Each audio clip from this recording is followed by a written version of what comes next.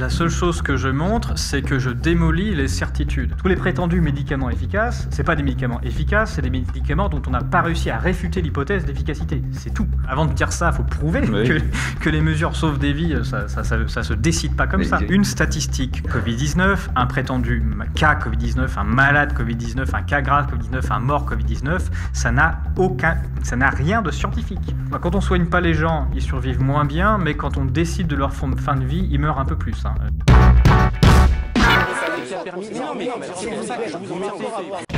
Bonjour les amis, bienvenue dans un endroit particulier avec un homme particulier. Bonsoir Pierre Chaillot. Alors on est dans un endroit particulier parce que, homme particulier, endroit particulier, parce qu'on a toujours peur de dire on va réserver une grande salle et puis la veille ce sera annulé, donc on est un peu dans la clandestinité. On remercie Serge Van Mol de nous accueillir ici. On est en fait dans les sous-sols de l'ancienne centrale électrique de Bruxelles. Ils ont quand même gardé un bout de centrale là au bout, au cas où, après 2016, et tout compte fait, ce serait peut-être intéressant de le garder. Et on est ici pour découvrir quelqu'un que vous connaissez, un bouquin qui a été dans les best-sellers des ventes de manière surprenante avec celui d'Alexandra Henriot-Claude. Tu as fait plus ou moins qu'Alexandra, finalement? J'ai fait beaucoup moins. C'est pas le même éditeur, quand même. C'est pas la même force de frappe. Ah, c'est la faute de l'éditeur. Et puis moi, je suis parfaitement... C'est vrai. Et puis j'ai pas les mêmes yeux bleus et mon nom est parfaitement inconnu. Hein. C'est vrai, c'est vrai. Je rappelle qu'Alexandra, tu pourras te défendre un jour. Donc on est dans un contexte où ici, on va se dire simplement, les bammeurs, on va parler une chose. On est avec une épée de Damoclès, vous le savez, de ce fameux DSA. Donc je vous encourage tous et encouragez tous vos amis à vous inscrire dans la mailing list. Il est possible que demain on disparaisse, en tous les cas de manière virtuelle. On est prêt à vivre avec ça, on l'accepte et on recommencera. Mais pour recommencer, il faut qu'on soit en contact avec vous. N'hésitez pas, donc mailing list, ça coûte rien, on vous envoie un mail par semaine. Il n'y a pas trop de fautes, c'est sympathique, on ne cherche à ne rien vous vendre. Quoique, finalement, on a envie d'avoir des petits dons que vous pouvez faire. Il y a des formulaires, si vous êtes ici, vous avez envie de nous aider. On n'a pas du tout envie de gagner de l'argent, on a juste envie de faire les choses plus loin, plus fort et plus profondément, et de pouvoir se dire qu'on a envie de faire beaucoup de choses. Alors, comment ça va se passer aujourd'hui? On va parler de Pierre, évidemment, de son livre, de son histoire, de son vécu et des chiffres. Moi, j'ai simplement un point de vue sur les chiffres. Je vois les chiffres et des lettres, moi je suis plutôt lettres que chiffres, et je trouve que les chiffres sont ce qu'un poteau d'un lampadaire est un alcoolique. Je trouve que ça sert plutôt de point d'appui que d'éclairage. Ça, c'est mon point de vue. Mais les autres vont se défendre. Hein. Donc, on est dans ce cas-là de nouveau. Hein. Vous allez découvrir des nouvelles têtes carreaux qu'on a déjà vues, hein, qui passent de l'ombre à la lumière. On peut dire ça comme ça? C'est joliment dit, hein, franchement. Oui, c'est ça qu'ils m'ont demandé de dire aussi. Donc, si je me fais engueuler quand je répète les textes qu'on me donne. Où va-t-on? Marquant qu'on connaît, évidemment. Le t-shirt célèbre de Marquant, qui a été lavé 2 fois l'année dernière, mais qu'il a promis de laver 3 fois cette année. Je l'avais juste hier pour l'occasion. Et puis on aura Réginald de Potestat qui est là, que tu connais, hein, Pierre, mais qui t'a découvert pour la première fois. Tu dis, mon Dieu, mais qu'est-ce que tu es petit. Moi j'étais là, j'ai assisté à tout. Hein, donc, et on est dans ce contexte-là, on va commencer avec toi, Caro. Donc on t'a demandé de dire ce bouquin. 471 pages, quoi. Oui. Normalement, dans les trucs, il y a toujours des post-it, des stabilo-boss, mais qu'est-ce qui s'est passé là? En fait, parce que c'est pas le mien celui-là. Moi, je suis une mauvaise élève et j'ai oublié le mien à la maison. Le tien d'ailleurs. Ouais, c'est pour ça qu'il faut des dons, parce qu'on a un bouquin pour 3 personnes, ça ne va pas du tout. Donc, on pourra en acheter 3, parce que l'éditeur de merde de Pierre Chaillot, on a reçu 12 hein, de Alexandra, dédicacé et tout avec des photos, donc ça sentait le parfum. Bon, enfin, on en parlera. Comment s'appelle l'éditeur? C'est qui là? L'Artilleur. C'est quoi ce nom, franchement? Quand tu es dans la résistance, tu t'appelles pas Artilleur.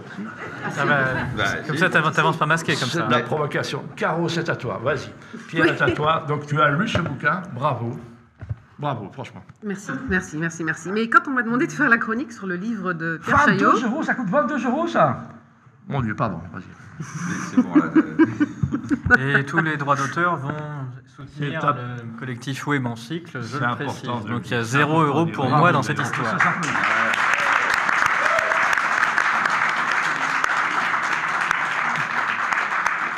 Caro, je promets d'essayer de me taire. Bravo, merci. Merci. Donc effectivement, j'avais une certaine appréhension quand j'ai pris le bouquin.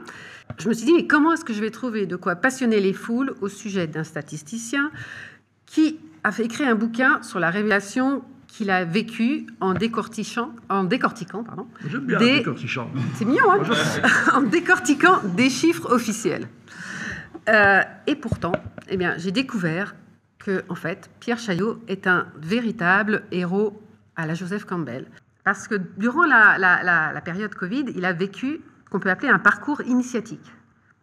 Et pour ceux qui ne seraient pas familiers avec le travail de Joseph Campbell sur le voyage du héros, le héros est une personne en fait apparemment ordinaire qui est appelée à se lancer dans une aventure et qui lui permettra à la fois de se révéler à lui-même et au monde.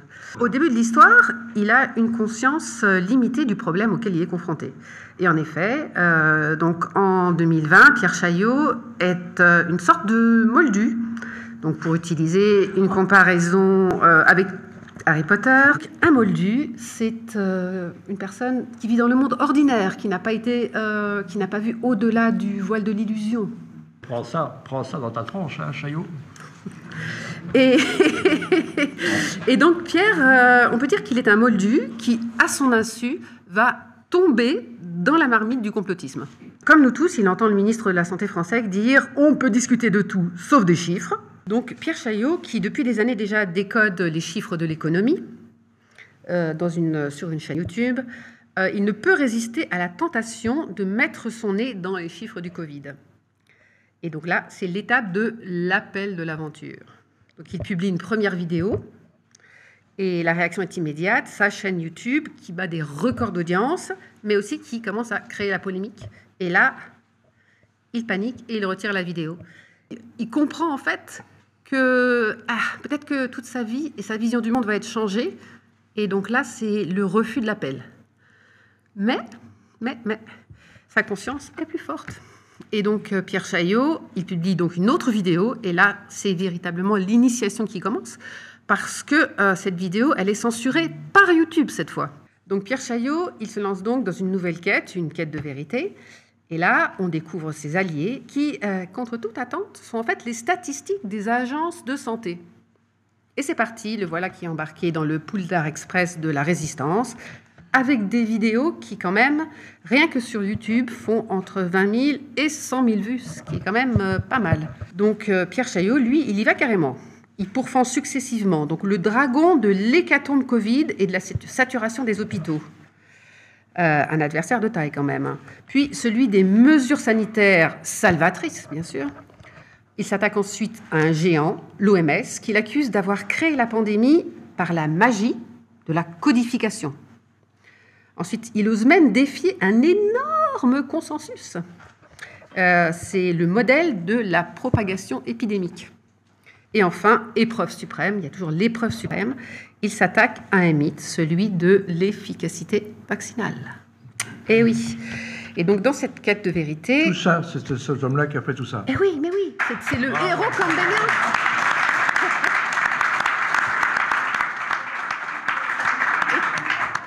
On ne sait pas lui faire une légion d'honneur avec un truc, un papier à lu. Et donc, dans cette quête de vérité, forcément, il va traverser, rencontrer des marais nauséabonds, où s'égarent parfois médecins, scientifiques, et on a des noms. compagnies pharmaceutiques même.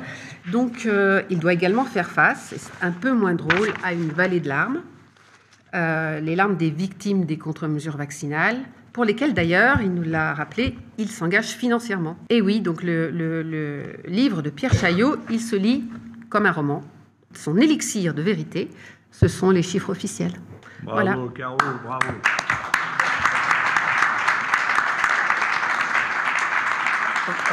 Rappelle-nous combien d'exemplaires tu as vendu de ce livre?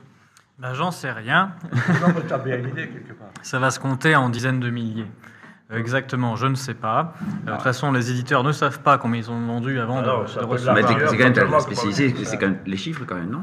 Oui, mais c'est spécial ça d'être éditeur visiblement, puisqu'on ne sait pas combien on en vend avant de recevoir les surplus dans la tronche. Ils sont encore en librairie, ils ne sont pas commandés. Mais ça a été une surprise pour toi de voir que ça marchait? Mais ça a été une surprise pour tout le monde, parce qu'il a dû faire 8 rééditions, je crois, à l'éditeur par rapport à ce qu'il avait prévu au départ. Voilà, c'était prévu par personne, le fait que ce livre-là marche. Ce que révèlent les chiffres, beaucoup de gens s'y considèrent imperméables. Moi, je fais un effort. Oui, puis il y a 19 dans Covid-19, donc il faut bien s'y mettre. Mais mon éditeur m'a dit au tout début de cette histoire, quand je lui ai demandé, parce que moi j'ai jamais pensé écrire de livre dans ma vie, hein, c'était pas l'objectif du tout, ça m'est arrivé un peu comme ça. C'est quoi l'élément déclencheur quand il s'est dit maintenant je vais écrire? C'est juste, mais sur YouTube, mon public YouTube ne correspond pas franchement aux personnes qui vont regarder des vidéos de petits chats sur Internet, c'est pas tout à fait les mêmes. Je parle beaucoup des petits chats. Hein, donc, je parle beaucoup des petits chats. Oui. Mais du coup, beaucoup de gens m'ont dit, bon, bah, les petits articles comme ça, gratuits, c'est sympa, et les vidéos, c'est sympa, mais il y a un moment, il va falloir faire quelque chose de sérieux, et donc il va falloir publier quelque part, parce que de façon à avoir un numéro ISBN, est-ce que tout soit, il y a une trace. Et donc, à force de me pousser, ils m'ont convaincu. Je me suis dit, bon, bah voilà, au bout de 3 ans, ça fait quand même 150 articles. Donc, je vais peut-être résumer un peu ce que j'ai fait. ISBN, c'est l'espèce de QR code du livre, c'est ça? C'est ce qui fait qu'il y a la Bibliothèque nationale de France. Enfin, voilà, donc tout ça, c'est enregistré. Et ce qui fait que maintenant, ça peut servir comme une source. Mais donc, ce sont bien les personnes qui me regardaient sur YouTube, qui sont pour beaucoup des ingénieurs, des scientifiques, de divers horizons, qui m'ont poussé à écrire ça.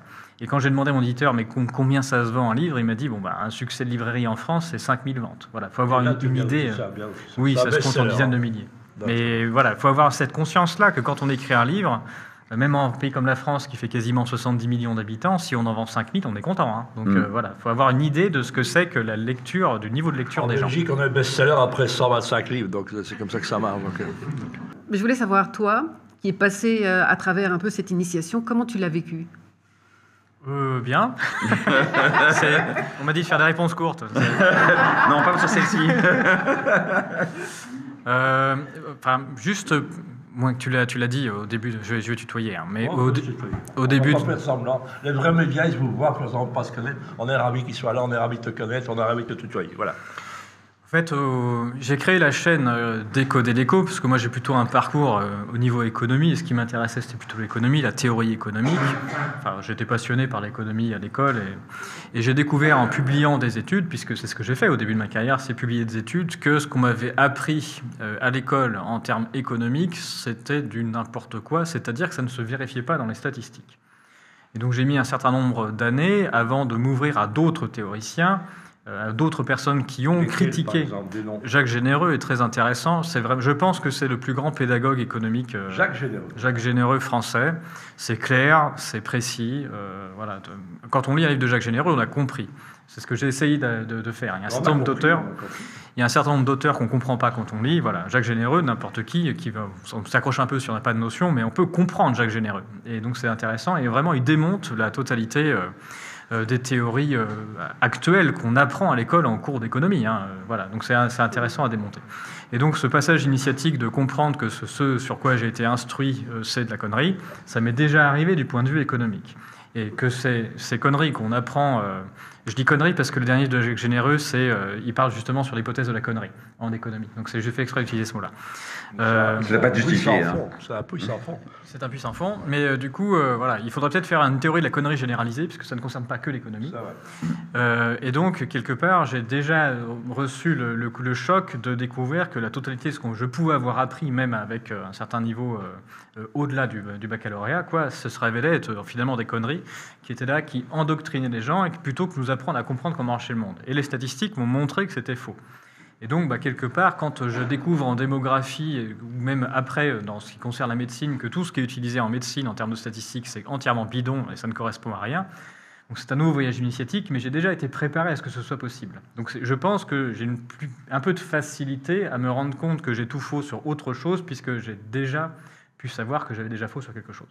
Tu n'étais pas vraiment un moldu, tu étais déjà un petit peu au parfum. Mais seulement sur la partie économique. Je ne soupçonnais pas que ça concernait finalement à peu près la totalité des sciences modernes. Et Eureka, c'est venu quand? Eureka, waouh, il y a un problème. C'est venu comment, quand? Différentes étapes, parce que comme tu l'as dit, je pars sur un certain nombre de chapitres différents sur différentes choses, et quasiment à chaque chapitre, c'est une découverte que je fais au fur et à mesure du temps. Donc il y a eu plusieurs passages.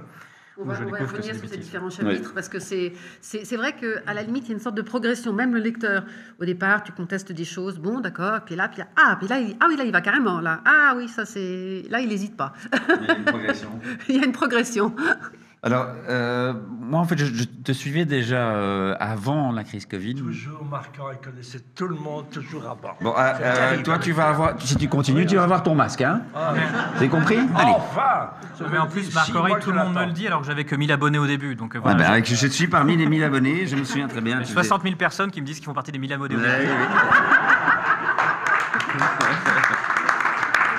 Et donc, Merci, Pierre. attends, parce que là, j'ai d'autres éléments. Et je me souviens que tu avais plutôt, dans les sujets abordés, dans ta manière de les aborder, il y avait plutôt une sensibilité de gauche.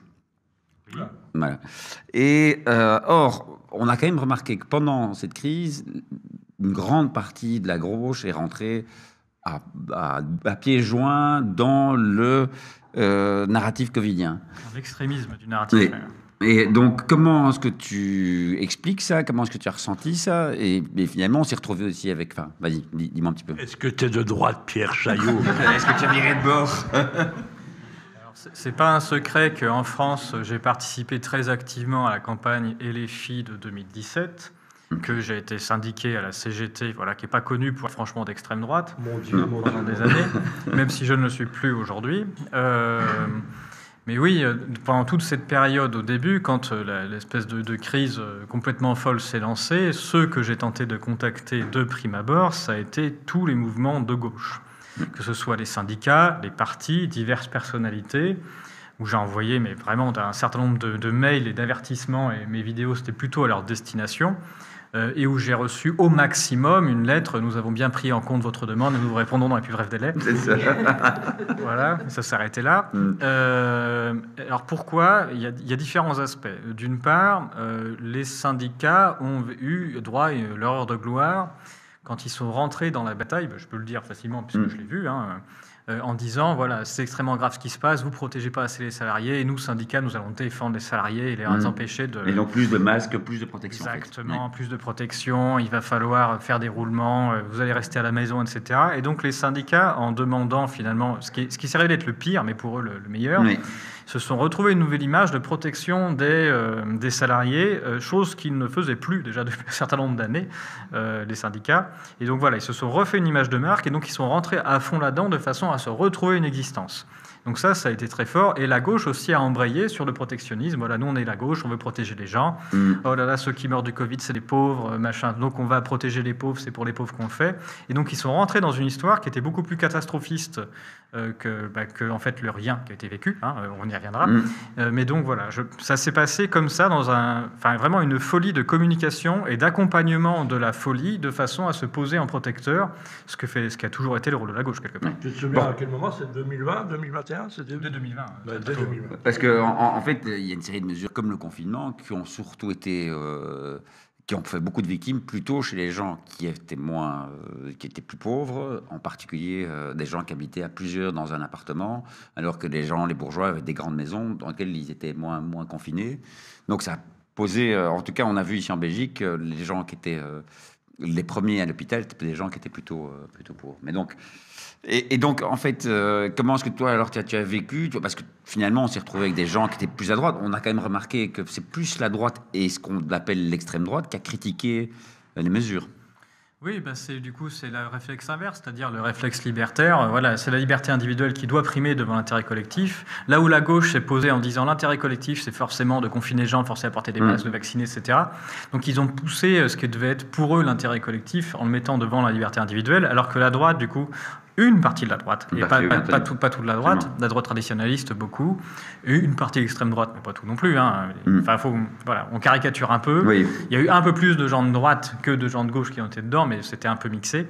Et du coup, on a vu en effet une partie de la droite qui a eu un réflexe de liberté en disant il faut pas sacrifier la liberté individuelle, et on est en train de nous prendre notre liberté individuelle pour un non-sujet. Et donc je pense qu'ils ont eu ce réflexe-là de bon sens qui est venu contrecarrer la peur quelque part, et qui a été salvatrice. Ça a été salvateur pour un certain nombre de personnalités, plus à droite qu'à gauche. Oui, d'accord. Alors on parle, effectivement, on aurait pu prendre cet élément, plus solidarité à gauche et plus liberté individuelle à droite, mais il y a pourtant des sujets sur lesquels les choses sont inversées. Par exemple, on voit par exemple sur tout ce qui est trans, homosexualité, etc., c'est beaucoup plus les valeurs de liberté qui sont défendues par la gauche et des valeurs traditionnelles qui sont défendues par la droite. Donc même ce prisme-là ne fonctionne pas toujours. Ça dépend. Même sur ce qui est la transsexualité, par exemple, et ce qui est appris aux gamins, dans le réflexe de liberté, il y a le fait de se positionner en disant non mais moi je ne souhaite pas que l'école, quelle qu'elle soit publique, vienne imposer des choses à mes enfants qui ne sont pas dans l'ordre moral de ce que j'ai. Donc ça, il y a quand même un réflexe de liberté qui vient s'opposer au collectif et à ce que fait le gouvernement en disant non, nous, de manière communautaire, on veut absolument que les enfants aient tous la même... et tous l'espèce de même endoctrinement, on va dire, sur ce sujet-là, ou instruction, voilà. Et donc, voilà, et la droite s'oppose, actuellement en tout cas, une partie de la droite, de la gauche aussi, mais s'oppose en disant non, mais nous, notre liberté, c'est qu'on doit pouvoir décider l'instruction morale pour nos enfants, et ça n'en fait pas partie. On retourne à juste une dernière petite question. Mais est-ce que ça a changé pour toi donc ça a quand même changé ta perception, mais est-ce que ça a changé ton positionnement politique, en fait? J'en sais rien. Disons que je vais pas raconter une anecdote. T'es là pour ça. Très bien. Si tu l'oublies, c'est quoi? T'as envie qu'on insiste quand même. Disons que quand j'étais jeune, j'étais très affecté plutôt par ce qui était proposé dans les programmes. Et moi, je défendais les programmes et moins les personnes. Quel parti? Moi, j'étais très à gauche, vous l'avez compris.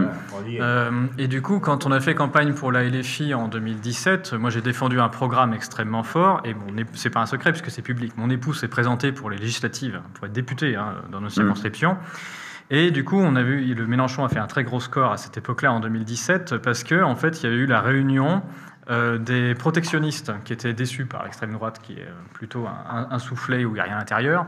Et du coup, voilà, il y a de la droite qui est venue, du protectionnisme, et puis l'ancienne gauche libertaire aussi, Mélenchon, qui venait du parti de gauche qui était là. Et donc, il y avait deux populations qui se détestaient, très clairement, qui ont fait campagne ensemble. Donc nous, on l'a vu, parce qu'en tant que candidate, il y a eu le soutien de deux camps absolument opposés à l'époque, les protectionnistes de gauche, mais qui pourraient être proches de Philippot, tout ça, qui auraient des valeurs communes avec la droite, et puis les libertariens et libertaires, plutôt PS, parti de gauche, etc. Et on avait donc les protectionnistes qui s'appuyaient sur le programme, voilà, comme nous, en disant on va défendre un programme, et puis le parti de gauche qui disait mais non, on n'a rien à foutre de votre programme, d'accord, on fait semblant de défendre, mais dès qu'on prendra le pouvoir, on dégage le programme et on fait ce qu'on veut. Et donc nous, on n'y croyait pas. On avait des copains de droite qui me disaient vous allez vous faire enfler comme Mitterrand a enflé tout le monde en 83, vous allez vivre la même chose. Et toujours est-il que Mélenchon... En 80, je ne voudrais pas être désagréable. Oui, mais en 80, il a fait semblant de prendre quelques communistes à la tête de l'État avant de vivre en 83. Juste, pardon. C'est pour ça qu'on parle de la trahison de 83. Mais en 2017, dès que Mélenchon a perdu, ce qui a été décidé pour les législatives, ça a été de mettre sur les endroits gagnables la totalité des copains du parti de gauche et de virer tous ceux qui étaient pour le protectionnisme de gauche. Donc tout cela sont fait éjecter, et ce qui fait qu'entre 2017 et 2022, il y avait sur les 17 représentants et les filles, on avait perdu Lee Mang-nok, on avait perdu tout un tas de gens qui avaient créé le programme et qui étaient pour le protectionnisme, et c'est pour ça que le programme s'est étiolé au fur et à mesure, qu'ils ont bien été virés. Donc il y a bien eu un putsch interne, on l'a bien vécu. Et il est bien le petit gars, moi je trouve, on peut l'applaudir, le public est ici, vraiment. On va retourner chez Caro, une question. Pardon? Mon positionnement... On y reviendra après, on vous laissera le... C'est un peu franco-français peut-être. Voilà, c'est un peu... Voilà. Mon positionnement aujourd'hui, on va dire, c'est que je commence à faire plus confiance aux personnes, en essayant de trouver des personnes en qui je fais confiance, et que le clivage gauche-droite, j'ai bien vu où il menait jusqu'ici, et que les gens se passaient la balle de manière gentille pour passer les uns après les autres, et que finalement, c'est pas ça qui est important. En Belgique, si on peut t'expliquer simplement, c'est qu'on n'a pas bien compris. C'est aussi simple que ça. Caro, Oui, donc si on veut se pencher un peu sur ton livre, déjà, moi, je me posais vraiment la question, est-ce que quelqu'un a essayé de démonter un peu tes affirmations? Est-ce que tu as rencontré des gens qui ont dit écoute, moi je suis pas d'accord, là tes calculs c'est pas bon, ça marche pas? Est-ce que tu as eu des arguments valables pour démonter ce que tu affirmes?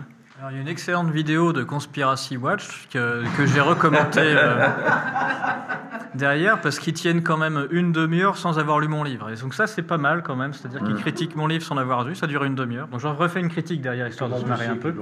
Parce qu'ils le disent, carrément. Oui. Qu'est-ce que tu veux de plus, je suis voilà. Il y a un best-seller, Pierre Chaillot, machin truc, tu l'as lu? Non, mais on va en parler. Voilà. C'est vachement intéressant.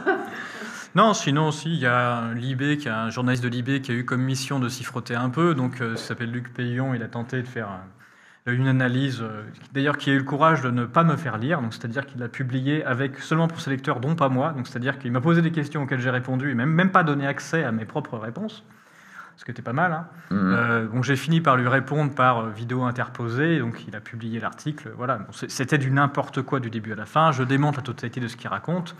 Et en fait, ça fait partie des gens qui, voilà, je pense qu'il a bâclé le livre en lisant en 3 jours le plus vite possible. Et puis voilà, il a essayé de mettre une contradiction à chaque chapitre. Voilà, comme s'il lisait que la tête en trouvant une contradiction sur Google à chaque fois. Et donc je le démonte assez rapidement, mais ça n'a pas été plus loin. Il n'y a pas de scientifiques qui sont rentrés. Des professionnels, des gens qui sont dans les stats comme toi, qui se sont penchés sur les mêmes chiffres. Non, il y a eu un article qui a été donné par l'institut qui s'appelle l'INSEE, dont je critique un des artictes au début et qui a envoyé un employeur, je me trompe. Qui n'est pas mon employeur actuellement, non, c'est pas eux qui me payent.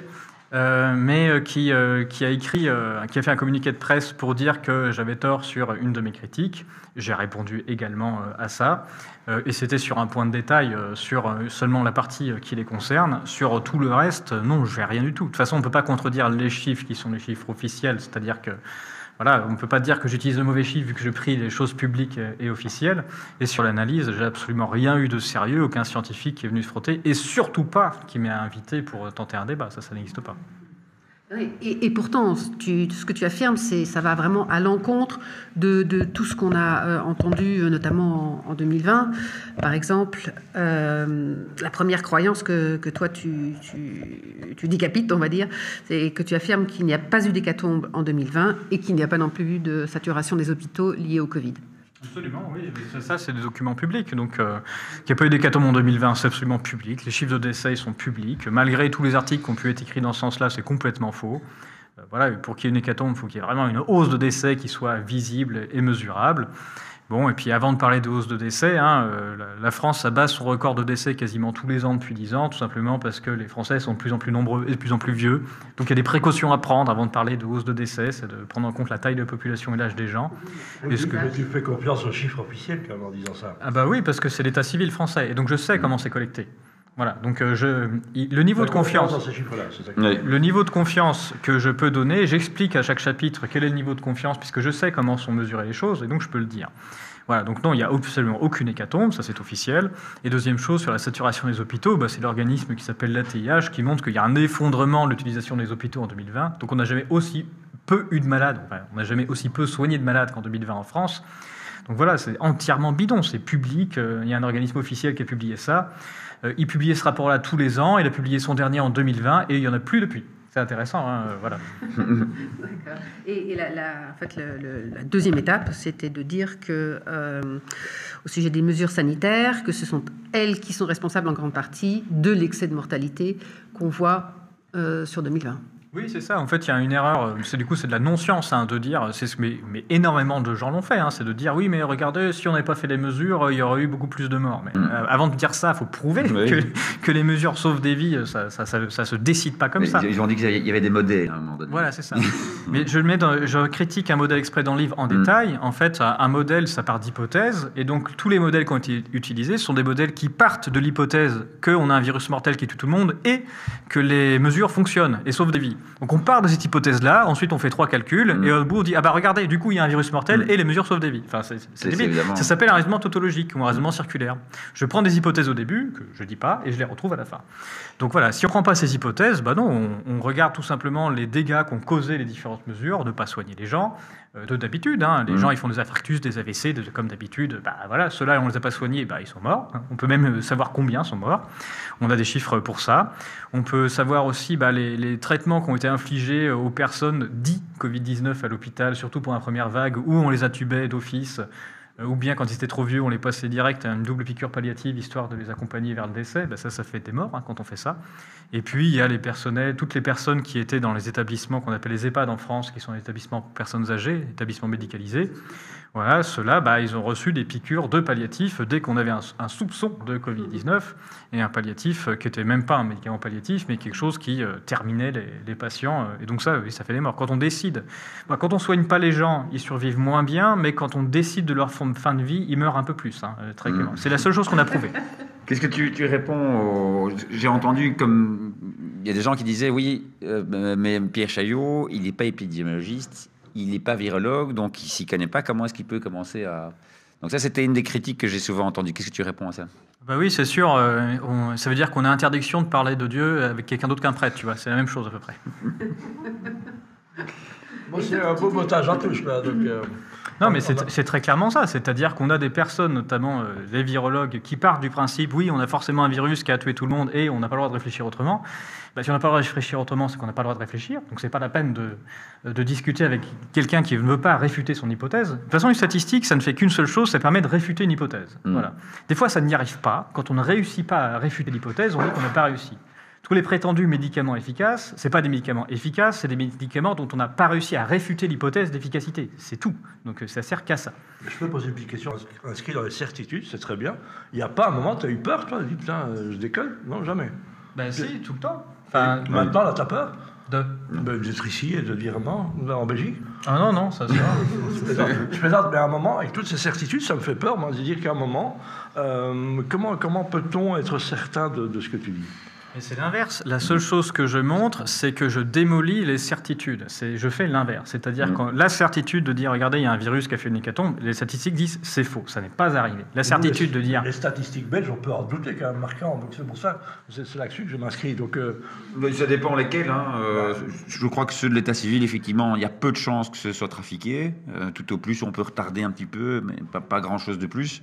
Par contre, effectivement, tous les chiffres de Cenzano, etc., Cenzano, donc ça c'est pour Pierre, c'est un petit peu l'organisme qui a publié tous les chiffres sur le Covid. Et donc là, effectivement, on a déjà eu des doutes sur certains chiffres, voilà. Mais là, c'est plus de plaques. Mais pour l'état civil, donc c'est-à-dire en gros les décès, c'est ce qui nous intéresse ici. Je crois qu'il y a assez peu de doutes sur la véracité des chiffres. Là, c'est là où je critique, c'est-à-dire la totalité des statistiques estampillées Covid. Mais ça, ce ne sont pas les instituts de statistiques qui trafiquent les chiffres. Ce sont les chiffres en eux-mêmes qui, de base, ne veulent rien dire. Une statistique Covid-19, un prétendu cas Covid-19, un malade Covid-19, un cas grave Covid-19, un mort Covid-19, ça n'a rien de scientifique. Il n'y a pas le moindre protocole scientifique mis en place pour compter ces choses-là. La totalité de ces chiffres ne sont pas de la science, c'est de l'administratif et c'est donc du n'importe quoi. Donc toute personne, qu'elle soit du côté des dits résistants ou des côtés du gouvernement, qui prend les chiffres Covid-19 pour en faire dire quelque chose, de toute façon, raconte n'importe quoi. C'est ce que je disais au début. Voilà. Mais ce n'est pas le chiffre qui est faux, c'est la manière dont il est construit. Tu remets en cause le problème de la codification. Le fait que l'OMS ait décidé, OK, voilà un nouveau code, tous les gens qui sont cas Covid, vous leur mettez ce code-là. D'ailleurs, on a vu qu'il y avait un certain incentive, comme on dit, financier dans les hôpitaux, dans différents pays pour mettre ce code-là, parce que ça rapportait plus à l'hôpital, ça rapportait. Donc, en fait, on a eu une inflation de code Covid. C'est ça, en fait, que tu expliques aussi. Oui, on s'amuse dans le livre à regarder l'évolution des codes d'infection respiratoire, de toutes les infections respiratoires à l'hôpital français. Il ne s'est rien passé du tout. Pendant qu'on comptait du Covid, on a arrêté de compter des grippes, des tuberculoses, des bronchopneumopathie chroniques. Donc même les maladies chroniques n'existent plus, elles sont toutes comptées en Covid. Ce qu'on appelle Covid, ça n'a aucun sens scientifique. Les maladies d'habitude qui sont comptées Covid, c'est tout ce qui se passe. Il n'y a rien de nouveau. Il n'y a pas la moindre statistique en hausse. Et donc voilà, tout ce qu'on appelait Covid-19, elles avaient d'autres noms, d'autres maladies avant, et c'est tout ce qui se passe. Il n'y a pas de nouveau.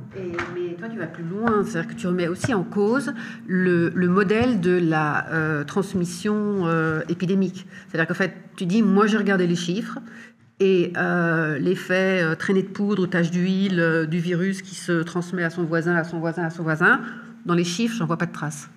En fait, donc cette idée, c'est une idée assez simple. C'est-à-dire que si on est dans le cas d'une épidémie avec quelque chose qui se transmet, on va voir d'abord à un certain endroit, géographiquement, les premiers malades, ce qu'on appelle le patient zéro. Là, celui-là, c'est celui qui n'a pas de bol, il s'est fait mordre les fesses par un pangolin qui a bouffé une chauve-souris.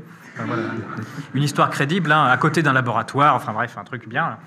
Voilà, Wuhan, c'est ça. Et du coup, ce patient zéro-là, qui est toujours celui cherché, on va considérer que c'est lui qui va contaminer son entourage. Donc ça se fait très lentement au début, parce qu'au début, il est tout seul. Et donc ça va faire 1, puis 2, puis ensuite peut-être 4, etc. Et ça, c'est un premier entourage géographique sur lequel on va pouvoir constater une hausse plus tard du nombre de malades quantifiables, puis d'une hausse de décès. Ensuite, en termes de probabilité, il peut y en avoir un au bout d'un moment qui fasse un saut de puce et qui aille plus loin en prenant l'avion, etc. Mais pareil, en termes de probabilité, c'est pas haut quand on a au début très peu de malades. Et donc, ce qui veut dire qu'au bout d'un certain temps, on va avoir une diffusion sur un autre territoire de la dite maladie. Et c'est ensuite avec une hausse à cet endroit-là, etc. Bon. Et tout ça, ça prend du temps. C'est-à-dire que dans le cas d'une épidémie avec quelque chose qui se transmet, on doit pouvoir voir des vraies différences notables d'un point de vue géographique, avec d'abord un territoire sur lequel on a des malades, puis ensuite, bien longtemps après, des malades et des morts sur un autre territoire. Cette histoire-là n'existe pas. Pour le Covid-19, on compte du Covid-19 à partir du moment où on décide de compter, et c'est que pour tout l'Occident quasiment ensemble au même moment. Donc c'est pas possible d'avoir du jour au lendemain de la maladie qui est partout, qui apparaît avec un prétendu mec ER0 qui fait le tour en fusée comme le Père Noël pour distribuer les cadeaux. Voilà, ça n'existe pas. Bon, donc Covid-19, ça ne marche pas, et je constate que pour ce qu'on appelle grippe, ça ne marche pas non plus. C'est complètement faux aussi. Dans les chiffres, est-ce qu'il y a des indices d'une augmentation de la mortalité post-vaccinale ? Oui, il y en a de multiples manières. On aurait peut-être pu parler de l'efficacité d'abord, où je passe quand même un certain temps dans le livre à montrer que ce qui a été promis comme étant une efficacité n'en est pas une, et qu'il y a juste un artefact absolument bidon. Donc voilà, ça j'invite les gens à se renseigner sur comment sont faits les calculs d'efficacité, sur quoi ça se base. Et j'ai beaucoup de gens qui viennent me voir en conférence et qui sont vaccinés, qui ont reçu leurs différentes doses de Covid-19, et quasiment aucune ne sait jamais pourquoi elle a été vaccinée. C'est-à-dire que ni Pfizer, ni Moderna, finalement, ni personne n'ont jamais promis à qui que ce soit que se vacciner protégeait contre le fait d'être malade. La plupart des gens pensent qu'ils seront moins malades une fois qu'ils sont vaccinés. Ça n'est pas du tout la promesse qui a été faite. Les essais Pfizer et Moderna promettent aux vaccinés qu'ils auront moins de tests positifs et pas du tout qu'ils seront moins malades. Les essais Pfizer et Moderna montrent d'ailleurs très clairement que quand on est vacciné, on est beaucoup plus malade. Mais comme il y avait moins de tests positifs, c'était considéré comme une réussite. Donc vacciner, ça rend malade, c'est le premier résultat.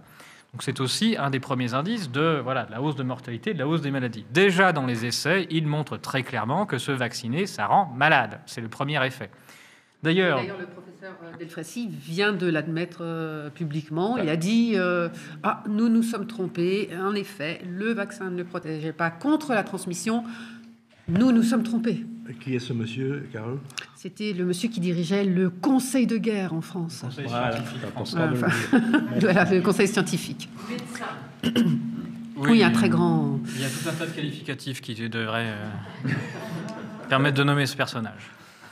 Vas-y. On est là pour ça. D'ailleurs, il y a une erreur sémantique qui est faite. Beaucoup de gens, quand ils parlent d'effets indésirables, parlent d'effets secondaires. Bon. Un vaccin, quand il rend malade, ce n'est pas un effet secondaire, c'est un effet primaire. Le vaccin commence par rendre malade, c'est un effet primaire. Et ensuite, s'il y a un effet secondaire, c'est de protéger contre quelque chose. Et ça, personne n'a jamais rien montré à ce sujet. Donc quand on dit qu'il n'y a pas d'effet secondaire, je suis d'accord, en fait, pour l'instant, il n'y a jamais personne qui a prouvé qu'il y avait l'effet secondaire de protéger contre quelque chose. En revanche, l'effet primaire de rendre malade, celui-là, il est là, de manière très franche. La différence entre effet secondaire et effet indésirable, qu'en général, on confond. Et c'est mélangé. Donc des effets indésirables, il y en a plein. Et en effet, déjà, la première des choses, c'est qu'il y a ce qu'on appelle la pharmacovigilance. La pharmacovigilance, c'est le fait pour une personne ou un professionnel de santé de faire une déclaration à la suite de l'ingestion ou la prise de n'importe quel médicament pour dire, attention, il y a eu au moins un effet indésirable. Et ça, c'est une déclaration. Et du coup, la pharmacovigilance, c'est quelque chose de passif. C'est-à-dire qu'il n'y a aucun organisme qui prend le temps d'appeler les gens pour savoir si la prise d'un médicament s'est bien passée. C'est aux personnes de se déclarer, ou aux médecins, ou aux soignants, de faire une déclaration. C'est long. Le travail du médecin, d'abord, non ? Alors, oui, ça devrait être le travail du médecin, de faire ces déclarations-là, et à chaque fois qu'il se passe quelque chose d'indésirable pour n'importe quel médicament. C'est extrêmement peu fait, c'est connu. Bon. Dans le cas présent, ça aurait dû aussi être le travail des agences nationales de surveiller et de faire de la pharmacovigilance active. Parce qu'en fait, on avait un produit qui était sous autorisation quand même mis sur le marché temporaire conditionnel, on va dire. Et à ce moment-là, on est censé quand même surveiller ce qui se passe. Or, finalement, ce qui est le plus parlant, dans ce cas-là, c'est l'absence de chiffres. C'est-à-dire que aucune agence n'a volontairement faire monter les chiffres pour dire est-ce qu'il se passe quelque chose ou pas?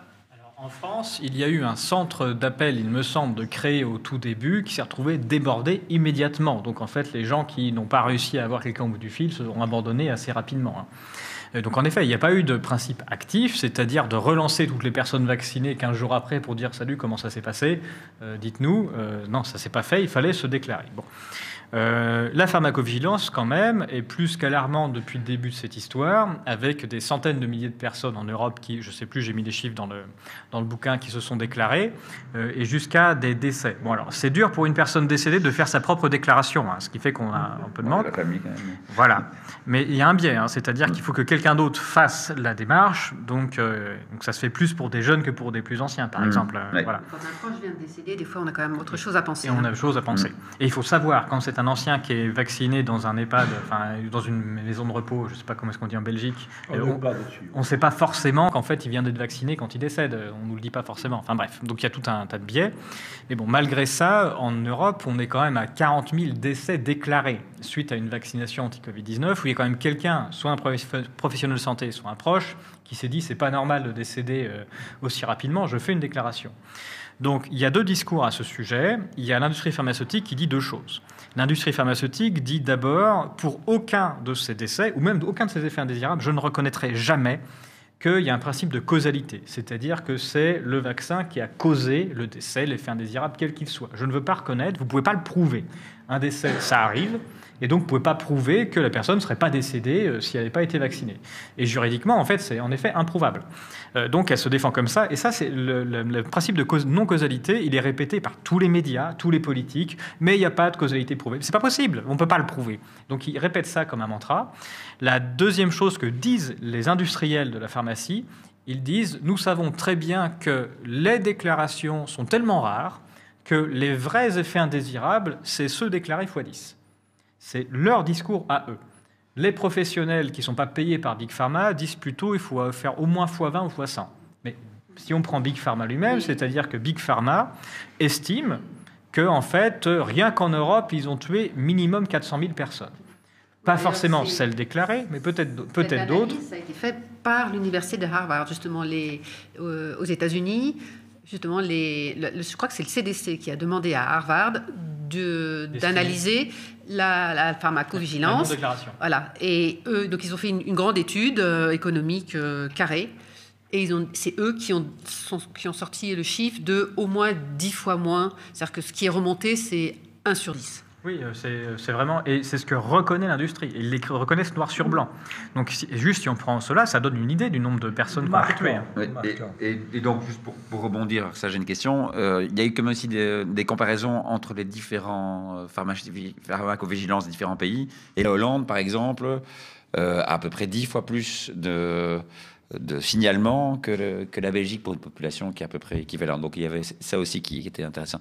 Mais alors, nous, ici en Belgique, en termes de surmortalité, je t'ai montré d'ailleurs des chiffres tout à l'heure, donc on est d'accord que c'est pas normalisé, etc. Mais on ne voit pas non plus qu'il y ait une hécatombe en 2021. Il y a pas quelque chose, on peut dire, voilà, il y a eu une hécatombe qui est due au vaccin. Donc pour l'instant, ça ne se voit pas vraiment dans les chiffres. Peut-être que ça se voit dans la pathologie, mais surtout, d'où vient... on pourrait demander en fait des chiffres qui permettent de calculer les incidences. Donc, c'est-à-dire d'avoir, pour les pathologies, pour les décès, si la personne a été vaccinée, oui ou non. Oui, alors on voit quand même des choses. Ce que tu m'as montré, ce sont des chiffres annuels. Moi, je vais beaucoup plus loin, c'est-à-dire que j'ai récupéré la totalité de tous les chiffres qui sont publiés sur Eurostat et qui, elles, sont hebdomadaires. Et donc on voit bien, si on regarde de manière hebdomadaire, c'est-à-dire toutes les semaines, on voit bien des hausses de mortalité pile pendant les campagnes de vaccination sur quasiment tous les pays et quasiment toutes les tranches d'âge. Donc si on le fait bien par tranche d'âge et par semaine, on voit les pics au même moment. Tu as une corrélation temporelle en fait. Il y a une corrélation temporelle qui a lieu sur quasiment tous les pays, quasiment toutes les tranches d'âge. Donc en fait le doute il est quasiment plus permis.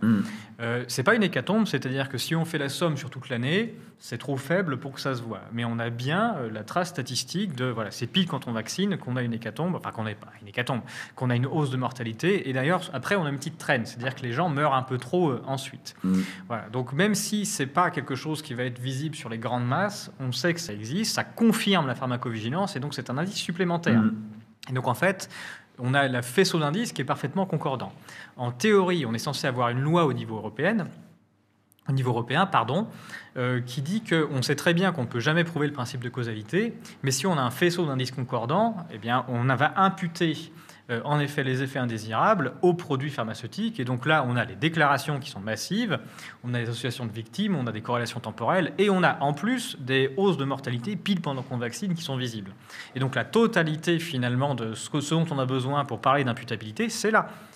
Et on a même... je ne sais pas si vous savez, mais en pharmacovigilance, il faut faire le principe du challenge, déchallenge, rechalenge. C'est-à-dire que pour prouver qu'un effet indésirable est induit par un médicament, on donne le médicament à une personne, et si elle a l'effet indésirable, on appelle ça challenge. Ensuite, on arrête le médicament, elle perd son effet indésirable, par exemple une éruption de bouton, on appelle ça déchallenge, et ensuite, il faut prouver qu'une deuxième fois, ça fait, on a un rechalenge et ça revient. Et là, on considère qu'on a une preuve d'imputabilité. Bon, pour le décès, on est un peu emmerdé de faire décéder. Donc, challenge, c'est en français, mais c'est challenge, c'est ça que tu veux dire, fait. Oui, en français. Merci, on se retrouve dans un instant. Merci, bravo à Caro et bravo à Marc.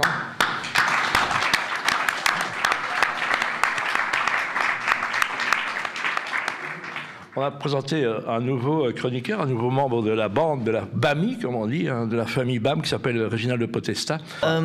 Tu viens de dire que on ne pouvait pas établir de causalité formelle.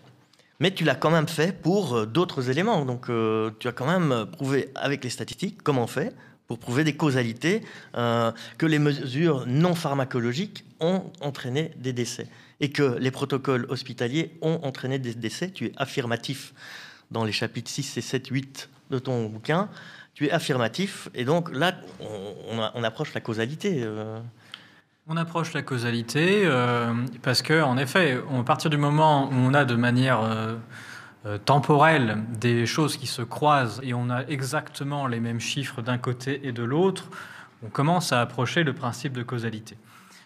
Mais ce qu'on fait d'abord en statistique, c'est d'abord on commence par réfuter une causalité, c'est-à-dire on dit ah oui tiens c'est le Covid-19 qui tue des gens, je montre de plein de manières que les chiffres utilisés ne sont pas dans le bon sens et qu'on a appelé n'importe quoi comme étant du Covid-19 pour raconter n'importe quoi. Donc on commence par démolir, on va dire, une croyance absolue, une hypothèse initiale, et puis ensuite on présente la contre-hypothèse et pourquoi celle-ci elle fonctionne.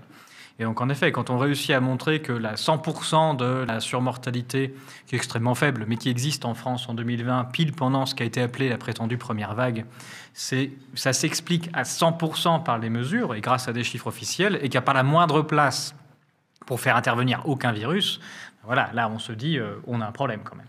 Donc alors, j'ai envie de dire errare humanum est. C'est bien dit, ça, franchement, c'est bien dit. Mais perseverare diabolicum est. Est-ce que tu abordes beaucoup tu cherches des explications, tu parles beaucoup de la corruption systémique. On peut parler de conformisme, de suivisme, d'idéologie. Est-ce que cela suffit ? Je parle de corruption systémique et je rappelle que le mot corruption, il a plusieurs sens. Déjà, on peut parler de corruption, on parle souvent en termes on va dire d'argent, mais la corruption, c'est aussi quelque chose qui se décompose. Un corps corrompu, c'est quelque chose, c'est un corps qui est en décomposition, par exemple. Et je pense qu'on est à un niveau de société, et la science en fait partie, de quelque chose qui est en pleine décomposition, en pleine décrépitude. Donc on a cette corruption-là. Et puis ensuite, on a des différentes corruptions qui n'ont pas lieu que par l'argent. Et le principal moteur de corruption qu'il y a eu pendant cette crise, ça a été surtout de faire comme tout le monde, et d'obéir à des injonctions, de peur, et ensuite de se conformer à ce que faisaient les autres. Supérieur. Sans en être conscient, mais en étant un bon élève et en faisant comme tout le monde. Et du coup, on va dire éteindre son bon sens qui nous disait que c'était des conneries pour suivre la masse. Et ça, c'est une forme de corruption. Il y a la corruption aussi par, tout simplement les médailles. Vous êtes un expert, on vous passe à telle place et vous êtes quelqu'un de très important qui allait pouvoir briller à la télé à condition que vous disiez les bonnes choses. Ça, c'est une autre forme de corruption.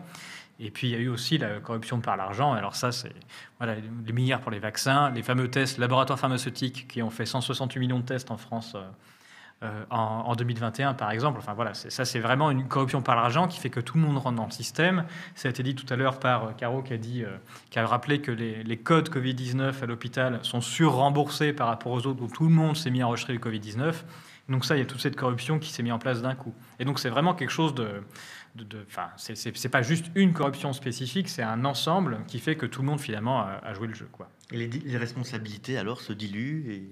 Mais tout le monde est responsable, même, j'en parle dans le livre, à titre individuel, quand il y a eu le confinement et que moi je me suis retrouvé dans ma grande maison avec mon grand jardin, avec mes 3 enfants, il s'est mis à faire beau, je n'ai pas ressenti vraiment le besoin de manifester contre le désagrément qui était que finalement j'allais profiter de mes enfants pendant 3 semaines. Et donc j'ai été corrompu par le fait, alors que j'aurais dû me battre pour ma liberté, mais finalement c'était très confortable d'être payé à ce moment-là, d'être même en sous-utilisation de la part de mon employeur, même si je pouvais travailler à domicile, c'était quand même pas grand-chose et j'ai quand même profité. J'ai appris à lire à mon petit dernier, c'était un bonheur pas possible. Mais voilà, c'est donc de ce point de vue, j'étais content. Nous on a reçu un GoPass. Qu'est-ce qu'on dit à ces indépendants, ces commerces qui ont dû fermer, ces artistes qu'on n'a pas soutenus, qu'on a rendus non indispensables? Il y en a dans la salle. Oui, tout à fait. Alors, en effet, ceux-là se sont fait abandonner parce qu'ils se retrouvaient minoritaires. Après, il y en a tout un tas qui ont souffert à cette période-là, mais qui, dès que ça a été possible, ont mis en place le pass sanitaire pour retrouver un semblant d'activité et jouer le jeu comme les autres avec le pass sanitaire. Donc, ceux-là aussi ont joué le jeu en écrasante majorité. Et ils sont extrêmement peu nombreux à avoir tenu jusqu'au bout, il faut le dire. Voilà. Donc je ne jette la pierre à personne. Je considère avoir été corrompu aussi, m'être fait avoir également comme tout le monde. J'aime bien l'idée corrompue, c'est ça, d'avoir oui, tout ça. Donc, on l'a tous fait, donc quelque part on s'est mis en résistance, mais de manière docile. Est-ce qu'on a été trop docile, nous, la population? Oui, et puis ça a été insidieux, en effet. Les avantages fournis au fait d'obéir ont été suffisants pour beaucoup de gens à continuer dans cette histoire, quoi. Jusqu'à la vaccination pour certains, et pour certains qui s'est extrêmement mal passé. En vacances. Oui, tout à fait. Voilà. Donc, on va, si vous voulez bien, s'intéresser à Laurence. Merci, Réginald. Ceci est une opportunité, donc ça n'a rien, c'est pas un piège, je te l'ai dit tout à l'heure. Simplement, Laurence, elle avait un fils qui est là, qui est malheureusement décédé il y a 2 ans, qui est mort, retrouvé mort dans sa baignoire, après l'examen ne décelant rien. C'est ça un peu l'histoire. Oui. Donc, Antoine a cru donc au narratif. J'étais la seule plutôt sceptique parce que j'avais travaillé pendant le premier confinement avec l'assurance d'être soignée par justement aller dans la salle et par un autre aussi, on m'avait proposé aussi un autre protocole. Et quand l'annonce de l'injection miraculeuse est arrivée, un peu en même temps, donc les traitements qu'on m'avait proposés en cas de contamination ont été diabolisés par les médias, voire même interdits. Et là, j'avais trouvé ça assez bizarre et même douteux. Et j'avais suggéré à mes enfants d'attendre 6 à 12 mois de recul, de prendre 6 à 12 mois de recul parce que cette injection était arrivée un peu trop vite.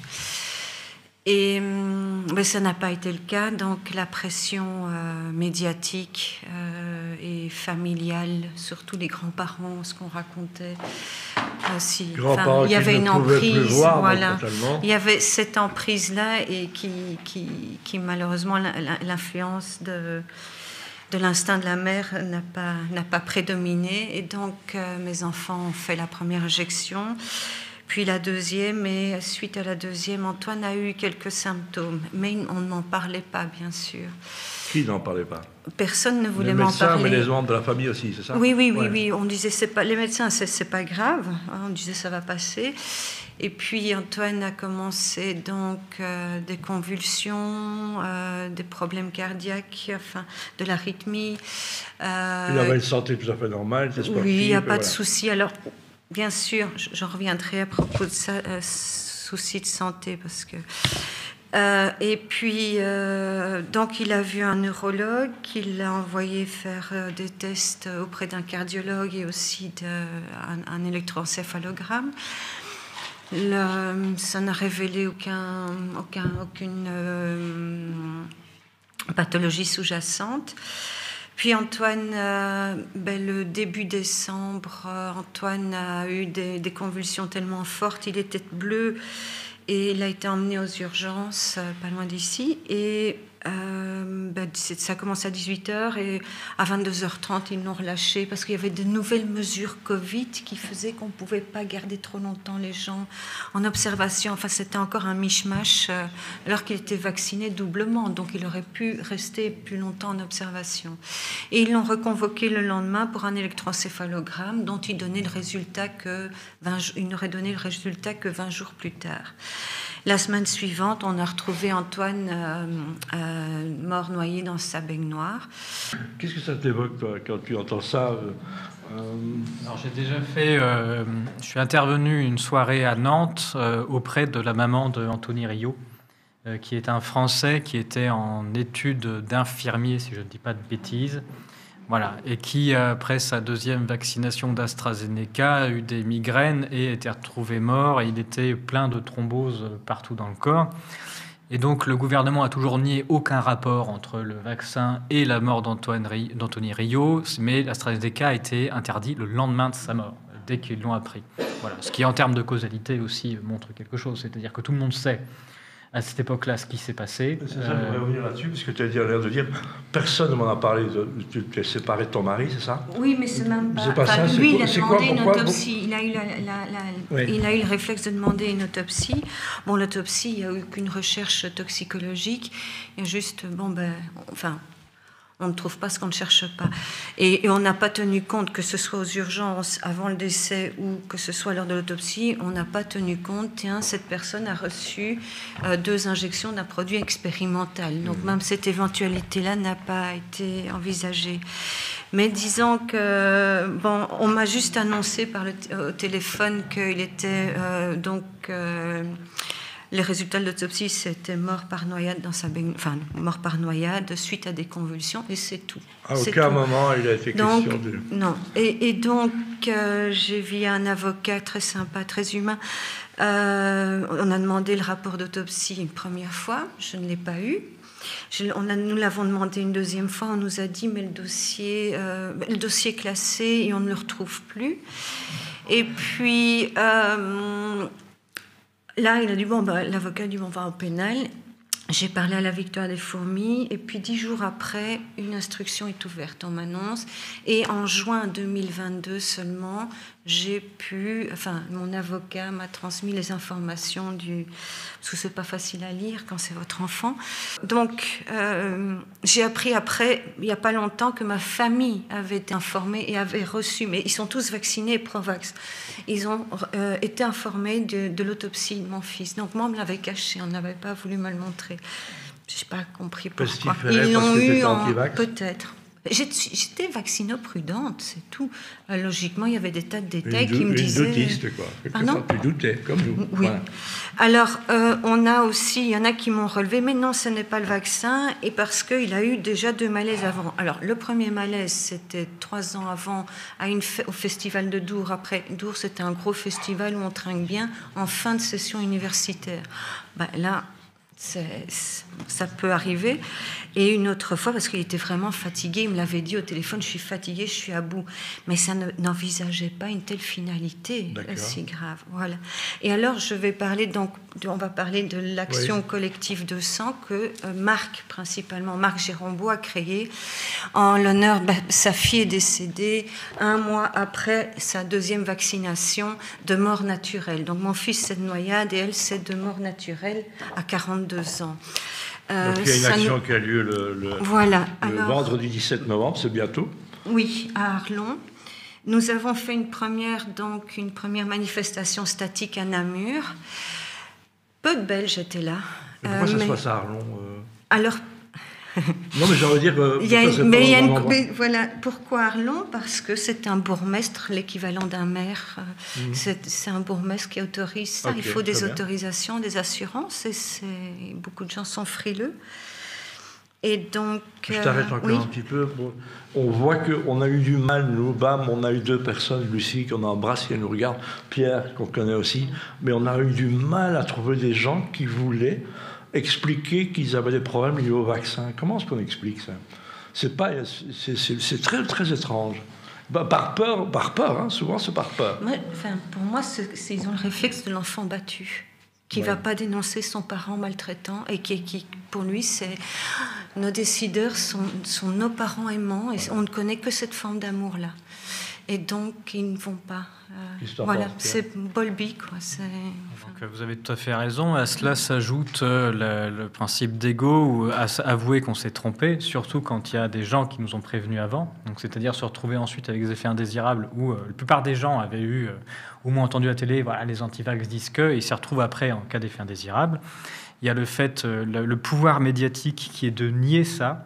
C'est-à-dire que les médias continuent de nier que ça existe de manière très forte, ce qui fait que les gens se sentent seuls. Se sentant seuls, ils ne vont pas oser dire que publiquement, eux, ça leur est arrivé. Ils se disent, oui, mais du coup, c'est peut-être le hasard, etc. Donc le pouvoir médiatique est extrêmement fort. C'est pour ça qu'ils ne lâchent rien, de façon à ce que les gens se croient seuls. Et en effet, si jamais la parole se libérait, c'est une des raisons pour laquelle j'ai souhaité soutenir une association de libération de la parole des femmes, c'est parce que ça ferait effet boule de neige.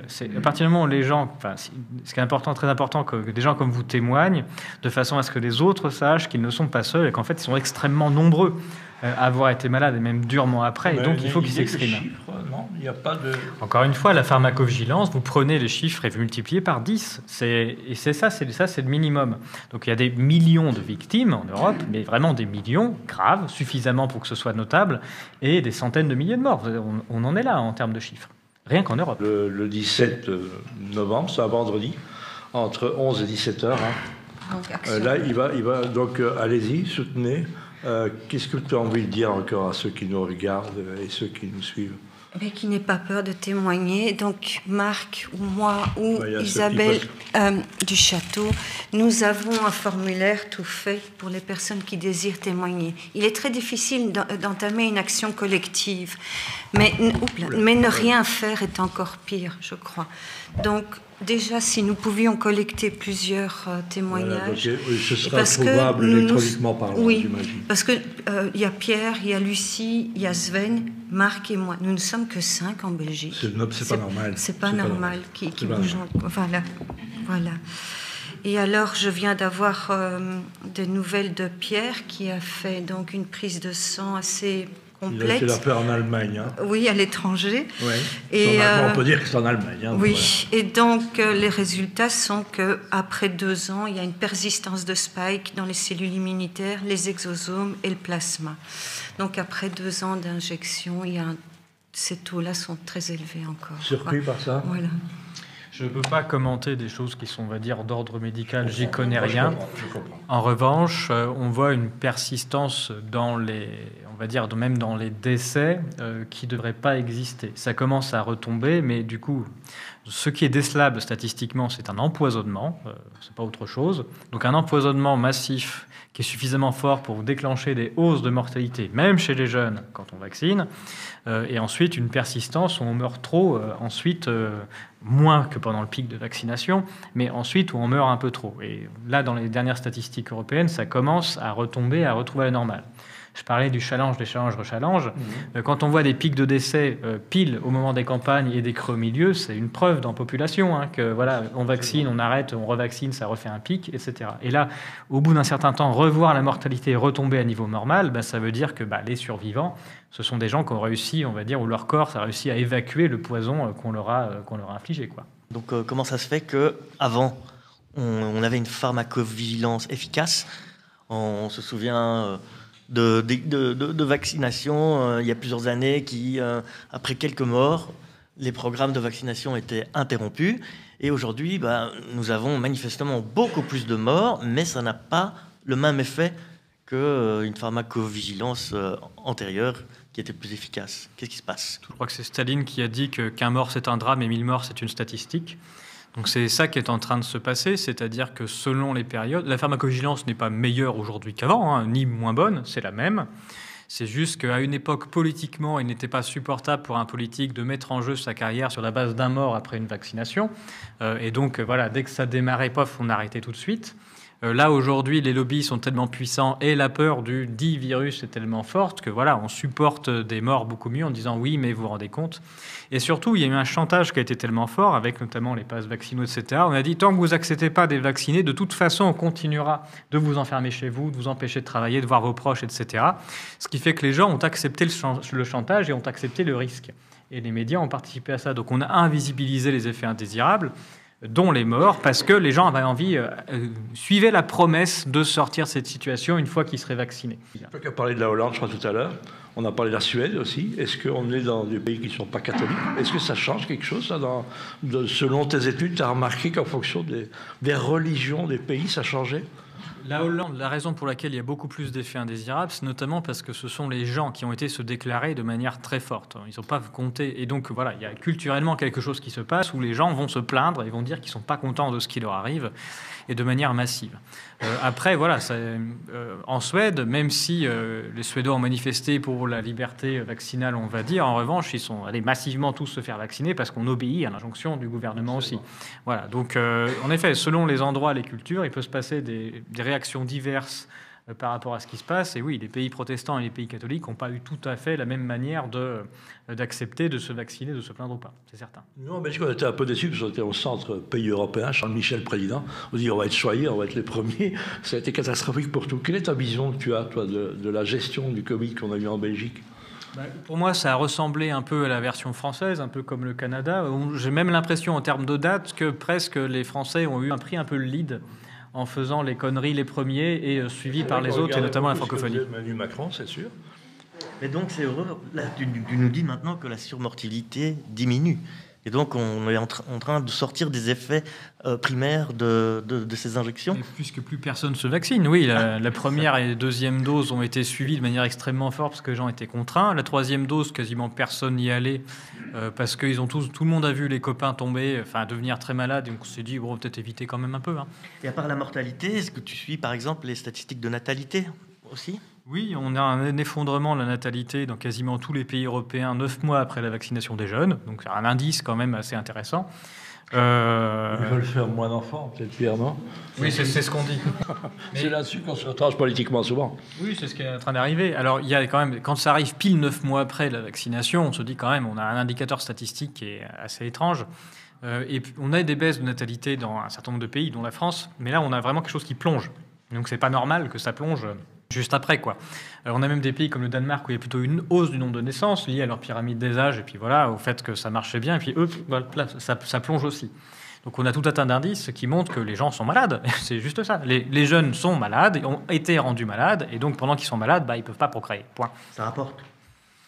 Oui, la maladie. Oui, le système et le modèle économique de l'industrie pharmaceutique, c'est que les gens soient malades. Donc, de toute façon, quand on va se prendre un produit de la part de quelqu'un qui a intérêt à ce que vous soyez malade, il ne faut pas s'attendre à ce que ce soit miraculeux, à ce que vous alliez mieux. C'est le business plan qui est comme ça. On va essayer un exercice. Qui a envie de poser une question? Mais venez ici, alors comme ça, ce sera bien. On fait l'expérience. Hein. Bonjour, madame. Vous pouvez rester anonyme ou dire juste un prénom, comment vous appelez, comme vous voulez. Je m'appelle Colette. Bonjour, Colette. Bonjour, je ne suis pas vaccinée. Je fais partie de ces gens résistants, mais aussi avec prudence. Et je suis préoccupée par la césure, la coupure entre le monde des résistants et les autres. Et donc, la question que je voulais poser à Pierre, c'est est-ce que tu as essayé de publier ces chiffres dans des revues acceptées par le monde académique? Oui, mais tout à fait. Et on a été censuré à chaque fois. C'est-à-dire que, par exemple, pour publier une étude scientifique, ce qu'on a essayé de faire, d'abord on publie sur un site archive, c'est-à-dire un site d'archives, qui lui reçoit les publications scientifiques, et ensuite, depuis ce site, on peut le proposer à la relecture de nos pairs sur des revues scientifiques. Les sites d'archive nous ont censurés, au motif que, voilà, vous n'avez pas eu, alors qu'ils n'ont pas pouvoir de décider si ce qu'on fait c'est scientifique ou pas. C'est censuré par qui? C'est censuré par le comité de lecture de site d'archive qui ne veut pas publier, qui ne veut pas que ça se sache ce que l'on fait. Et donc on a appris grâce à ça que c'est bien, c'est-à-dire que la science moderne de toute façon est fliquée, et donc on ne peut pas proposer des résultats qui soient contraires à la doxa, Et donc là, c'est-à-dire montrer, par exemple, très rapidement, dès 2021, avec Alexandra Orion-Code et Steve Ohana, qui m'avaient contacté, donc c'était très tôt, c'était juillet 2021, on voyait des hausses de mortalité fulgurantes en Israël, pile pendant qu'on vaccinait les jeunes. On n'a pas eu le droit de le publier, ça a été censuré. Avec Laurent Toubiana, quand on a essayé de publier pour montrer qu'en fait, il n'y avait pas de hausse de mortalité en 2020, que c'était faux, on a été censuré aussi. Donc voilà. Comment tu dis ce site? C'est AR? Il y a MedArchive, il y en a différents. On appelle ça des sites d'archives. Ça veut dire archive, c'est juste ça. Donc il y en a plein des différents. Et donc par exemple, les physiciens en Belgique, ils doivent envoyer à ce truc-là, ou c'est les Français? Ah oui, d'accord. Mais c'est international. Voilà. Et donc on écrit en anglais, on envoie et on est censuré. Il y a une fois, on a réussi à aller jusqu'à un journal, on va dire académique, pour être lu par nos pairs, qui ont accepté et qui ont finalement refusé. Et quand on leur a demandé les motifs scientifiques de refus de notre écrit, ils nous ont dit il n'y en a pas. Donc c'était très clair. Voilà, c'est comme ça. Donc ce qui est évidemment en dehors de tout protocole normal. Donc on a essayé. Moi j'ai essayé aussi auprès de journaux.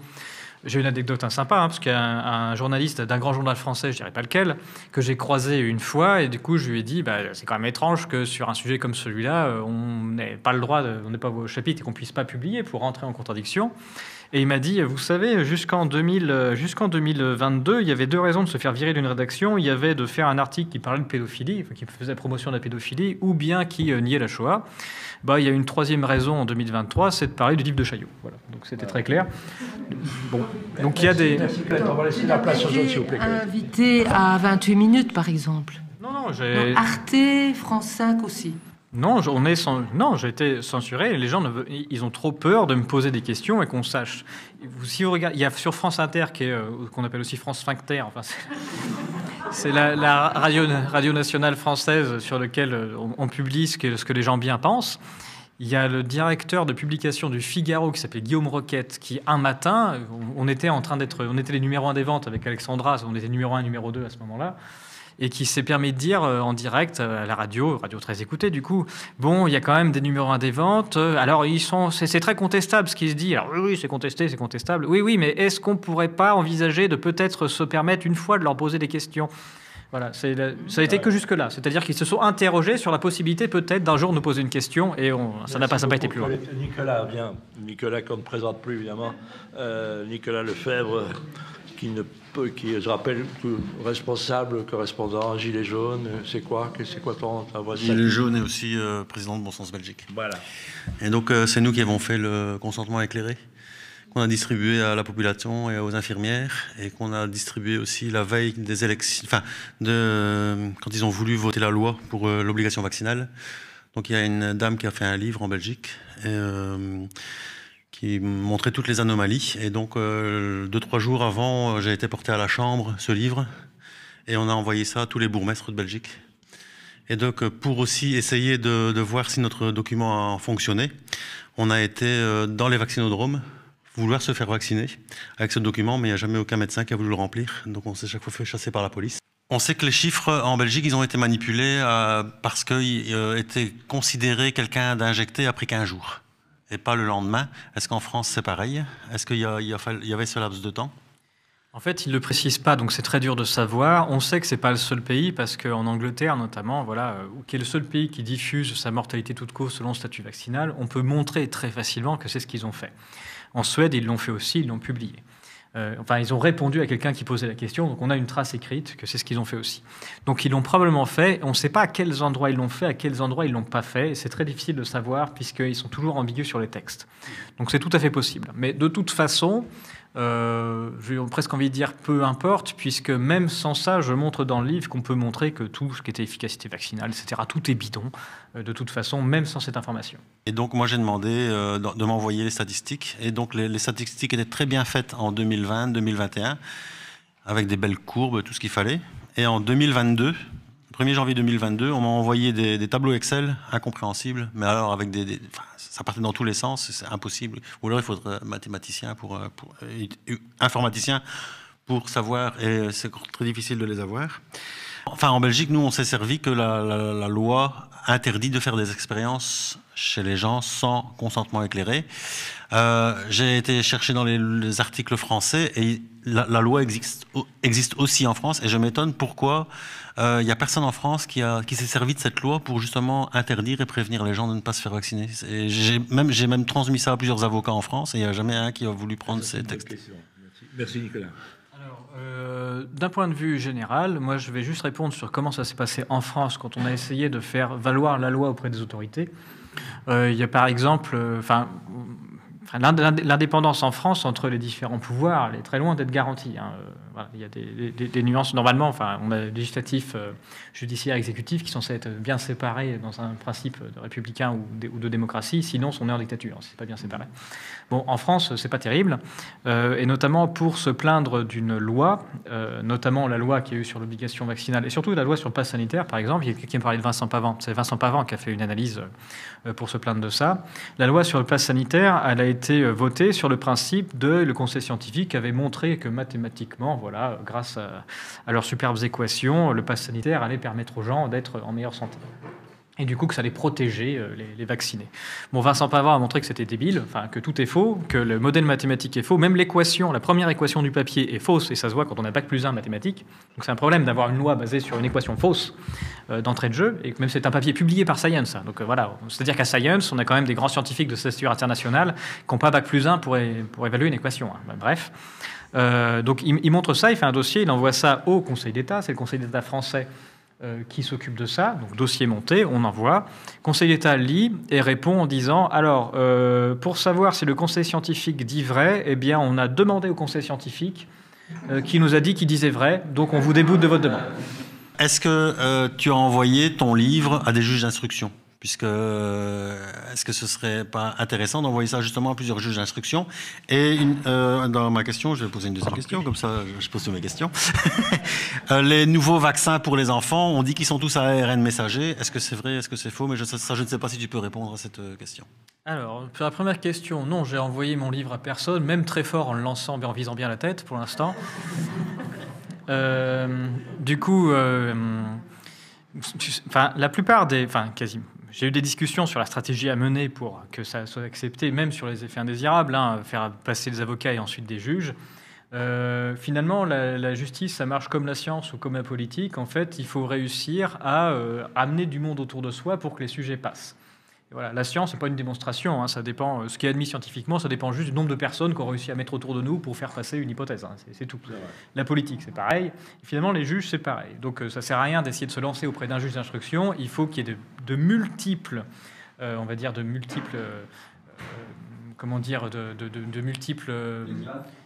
plaintes, oui, de démarches qui soient faites de plein d'endroits différents, de façon à ce qu'au début, ils vont tous les débouter, et puis à force d'en voir des dizaines, des centaines, ils vont peut-être se dire qu'il se passe un truc, et va peut-être finir par en avoir une qui marche. Et ça se passe que comme ça.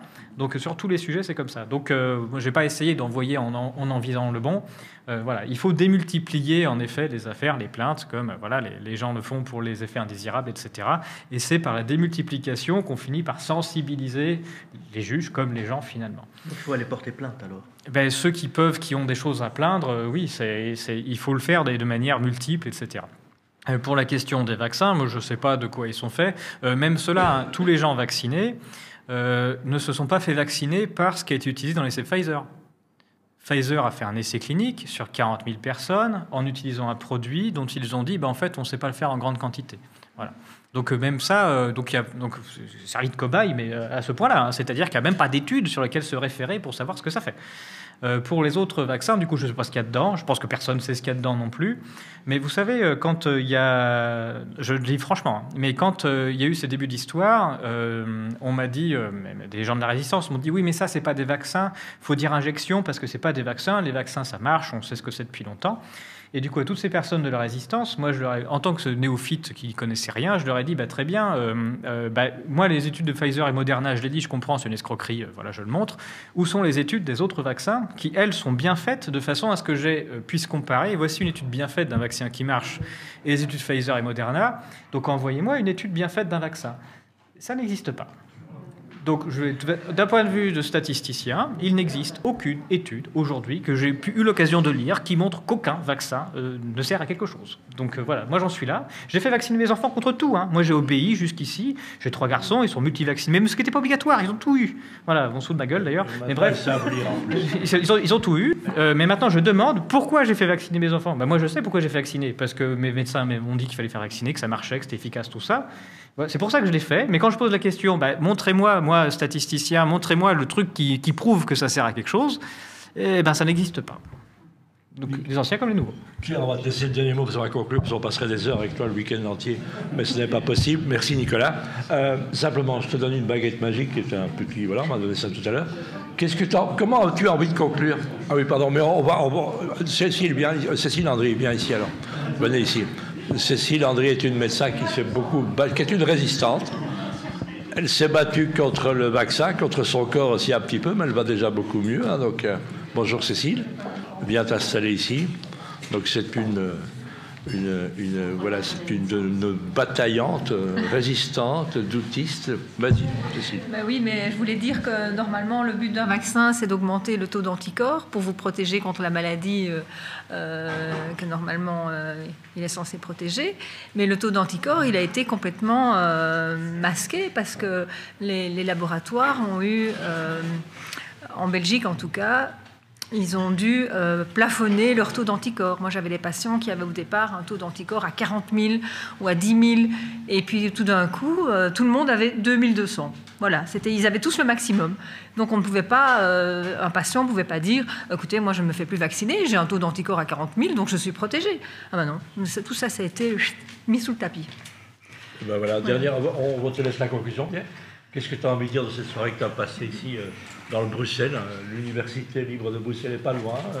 On est dans un contexte d'une ancienne centrale électrique, dans le cœur de Bruxelles qui vit, qui survit. Quel est ton sentiment à la sortie de cette soirée? Un contexte magnifique, des gens très agréables, une bière très bonne, finalement, tout était là pour passer une bonne soirée. Ben voilà, si c'est une fille de la bière, on va te faire revenir toute la semaine. Hein, donc, il y en a 3000 des bières, donc il y a 3000 occasions. Qu'est-ce que tu as envie de dire conclure? Qu'est-ce qu'on doit faire maintenant, nous, à l'issue de ce livre, à l'issue de ça? Qu'est-ce que nous devons faire? Tous désobéir, tous porter plainte? Qu'est-ce qu'on doit faire? On doit continuer, puisque l'escroquerie Covid-19, qui est une escroquerie, la même que H1N1, sauf qu'elle a mieux marché, elle se répétera, et elle n'existe pas que sur le sujet Covid-19. J'en ai parlé pour l'économie, en général, qui était plutôt mon dada avant. Mais il y a d'autres sujets sur lesquels il n'y a pas d'autre choix que de faire confiance à son bon sens, de regarder ce qui se passe autour de soi et surtout de ne pas faire confiance à des prétendus experts de plateau qui sont là pour vendre tel ou tel produit ou telle peur. Donc ne pas avoir peur, résister à la peur de manière générale et puis voilà, continuer de s'informer sur tous les sujets et de le faire en citoyen libre. Ben voilà, je propose d'applaudir.